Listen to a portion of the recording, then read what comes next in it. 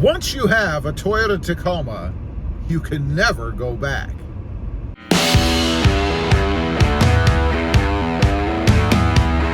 Well, good afternoon, everybody, and welcome back to Robmotive.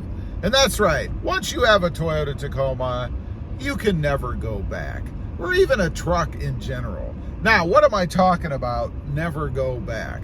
Well, first of all, I would say that if you have a Toyota Tacoma, you can't go back to anything else. Full-size truck, maybe a Chevy Colorado, a Ford Ranger. There's just something that draws you back to the Toyota Tacoma. And I know this because I've done it.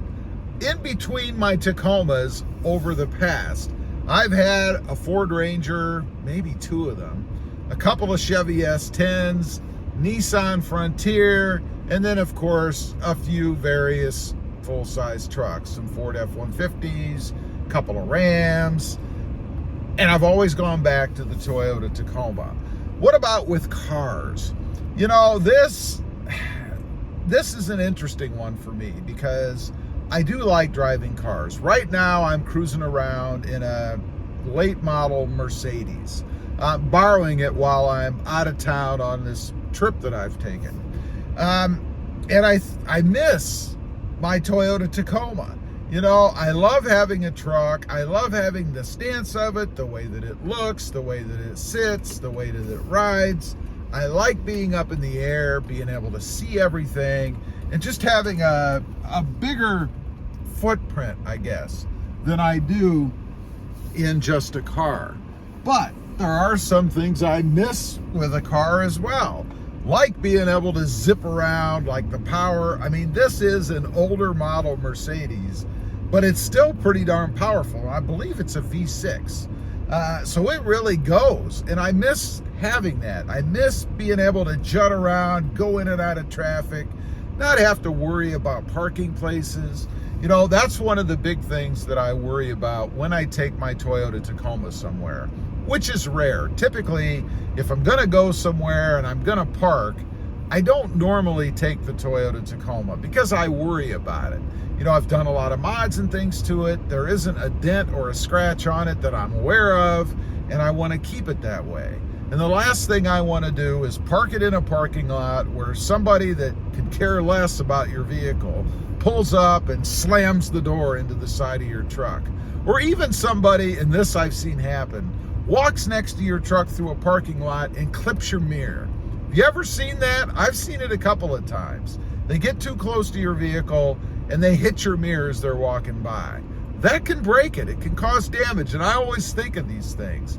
Drives me absolutely insane. Now, while I'm talking about that, you know, it always amazes me that some people have such disregard for vehicles, for other people's vehicles. You know, they'll slam their car doors into them. They'll even nick them with their bumpers and things in the parking lot.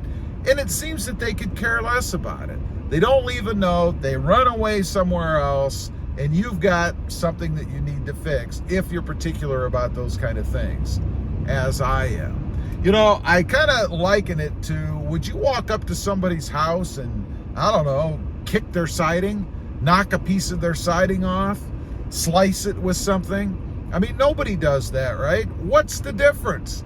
I mean, vehicles these days are pretty darn expensive. A brand new Tacoma will cost you, if you're lucky, high 30s to mid 40s. $1,000. That's a lot of money. But people don't seem to care. They treat them like they're, I don't know, worthless. Just drives me absolutely insane. So getting back to the main topic though, once you have a Toyota Tacoma, it is hard to go back to anything else, particularly a car. Now, it's not to say that I wouldn't like to have a car. I would like to have, and actually I'm gonna get a car when I get back to Texas. And I may actually be back in Texas right now, depends on when this video airs. But I am in the market, I am looking for something, but not in lieu of the Toyota Tacoma. It would be in addition. And it's really for those times that I want to go to a parking lot, not have to worry about parking next to people, go out, zip around, enjoy it, and do some mods and things to it. You know, it's been a while since I've had a car. It's been, I think it's been 4 years or so, 3 or 4 years, something like that, since I've actually had a car. So I'm looking kind of forward to seeing what I can do with that. Something I can change, personalize, and kind of make my own. There'll be more about that. It's not going to be on this channel though. If anything, it'll be on my other channel, and that'll be Robmotive MT. I think that's where I'm going to put it. But this will remain a Toyota Tacoma only focused channel.